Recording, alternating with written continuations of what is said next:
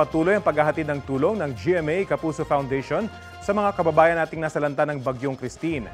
At makakapanin natin si GMA Kapuso Foundation Executive Vice President and COO Ricky Escudero Catibo. Salamat po sa pagpapaunlak ng panayam sa Balitang Hali. Hey Rafi, good morning. Opo, saan mga lugar na po yung naabutan ng tulong ng GMA Kapuso Foundation na target pa na mabigyan po ng tulong? Simultaneous deployments tayo. Report lang natin kung saan na tayo ngayon. Right now, yung team ng GMA Kapuso Foundation na nasa Quezon, katatapos lang nila ng isang distribution. Nandun na kami sa Katanawan. Medyo malalim pa rin ang baha doon. And then, tuloy-tuloy tayo. Kasi kahapon nandun tayo sa Lopez. So ngayon, nasa Katanawan, Quezon tayo. Both of those areas are badly hit. So magsistay tayo doon hanggang sa maubos natin yung dala natin na relief goods. Ngayon, yung team natin na pinaalis natin para makapunta sa Bicol, nandun sila ngayon sa Sipokot. Alam mo, Rafi, hindi pa rin makalusot ang aming truck, ang aming malaking truck, dala-dala ang relief goods, good for 1,800 families. Hindi kami makalusot dahil sa sobrang lalim pa rin ng baha.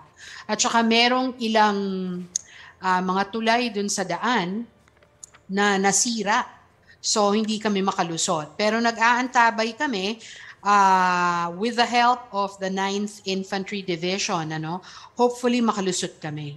Ngayon, right now, katatapos lang ng GMA-KF with unang hirit na mag-distribute sa Lipa. Akalain mo, pati ang Lipa, binahana.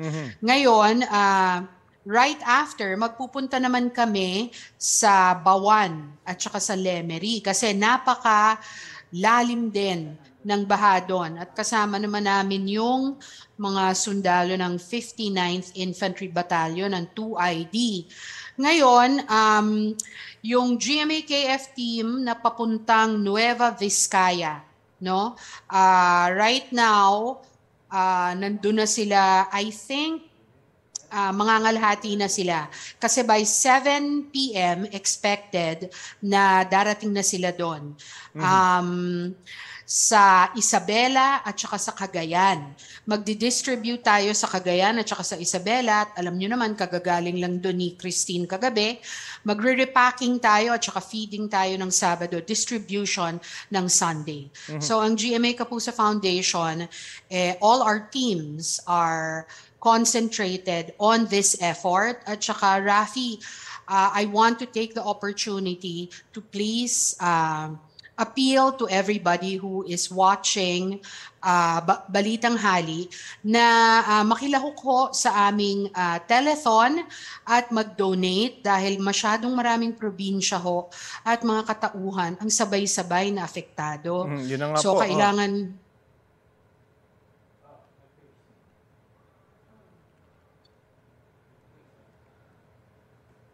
So, kailangan talaga natin, Rafi, na magbakas-bakas tayo. Ang GMA Kapuso Foundation po, tuloy-tuloy ho yan until next week. We are planning a second and third wave for Bicol. And, in fact, mag-airlift na ho tayo ngayong weekend kasi masyadong matagal ho yung inaantay ng mga teams natin para bumaba yung baha. So mag-airlift na ho tayo this weekend. Landing ho natin is in Albay. So hopefully, we will be able to do our Bicol distributions ngayong weekend. Gusto ho natin yan i-report sa mga nagdo-donate na partners at saka sa ating mga donors. At para alam nyo ho na talagang gumagalaw ang GMA Kapuso Foundation para makarating ang tulong na binahagi ninyo. Opo, yun na nga po, napakalawak na epekto ng Bagyong Christine mula Northern Luzon hanggang Southern Luzon. Kumusta naman po yung magiging supply ng ating mga relief goods na manggagaling dito po sa Maynila at yung distribution? Nabanggit nyo yung airdrop, talagang humahanap na ho kayo ng iba pang mode of transportation para maparating itong mga relief goods sa mga nangangailangan. At of course, yung mga stranded po sa mga kalsada na mga ilang araw nang hindi kumakain, meron ho kayang po pwedeng maitulong sa kanilang GMA Kapuso Foundation? Oo, ganito ginawa natin, Rafi. Nagbigay tayo ng mga relief goods sa ating mga reporters na papunta dun sa lugar. In particular, yung team natin na papunta sa Isabela at saka sa Cagayan, may dala-dala na silang relief goods kasi ang behavior ng mga evacuees, nagpupunta sila sa highways kapag wala na talaga silang mapuntahan. So tayo ay magdi-distribute along the highways. Pagdating natin sa Isabela at sa Cagayan, yung mga suppliers natin, nag-aantay na rin sa atin for immediate distribution. Ang kailangan na lang natin mag-repack, ang katulong naman natin doon is the 5th Infantry Division ng Philippine Army. So yan, bali iba't ibang lugar, ang dami talaga na areas na affected. So for the first time, kasi naka-experience na tayo nitong Karina at saka Enteng, pero ito talaga ang lawak-lawak, Rafi. Tsaka sabay-sabay yung epekto ng baha. So talagang nag-deploy tayo from the south up until the north, and hindi tayo titigil ngayong weekend, tuloy-tuloy ang distributions hanggang next week. On the airlifting, I would just like to say na tayo ho ay naka-confirm na we will be airlifting relief goods to Albay. Ang tagal ho kasi ng antayan dito sa juncture ng Quezon at saka ng Camsur. So, meron na ho tayong malaking truck dyan. Magdadala ho sila ng relief goods papunta sa Camsur.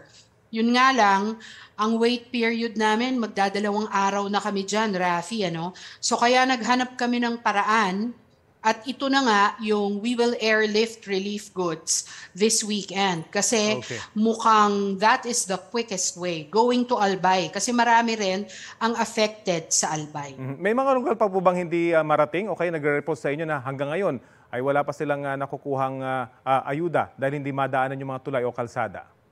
Meron, Rafi.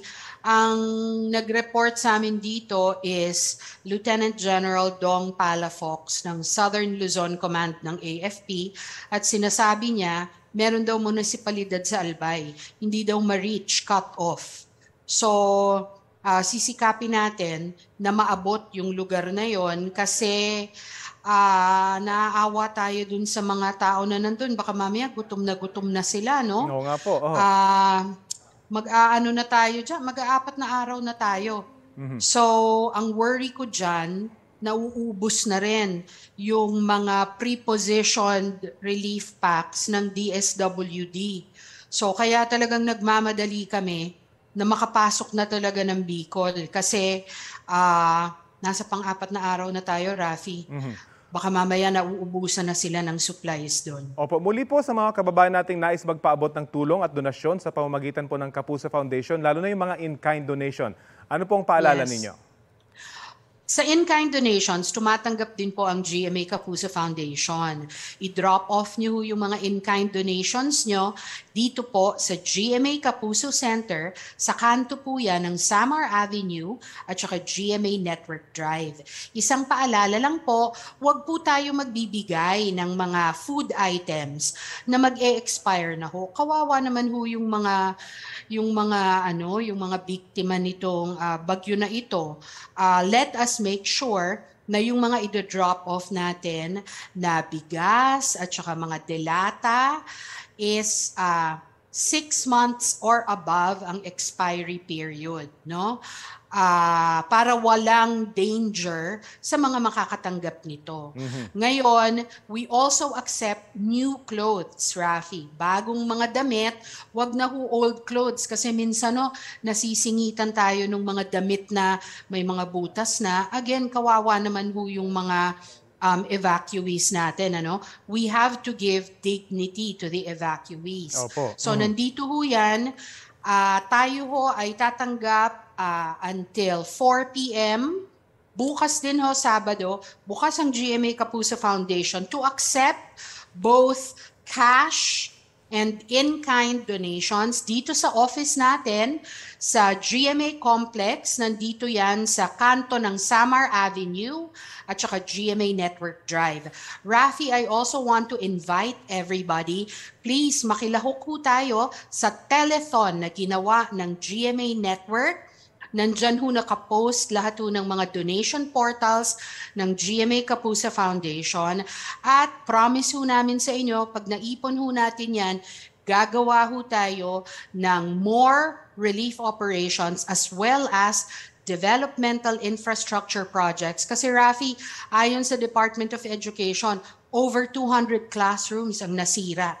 Dito lamang sa latest na bagyo na to kay Christine. Okay, so talagang maraming tulong ang kakailanganin. Maraming salamat po, GMA Kapuso Foundation Executive Vice President and COO Ricky Escudero Katibog. Salamat din, Rafi.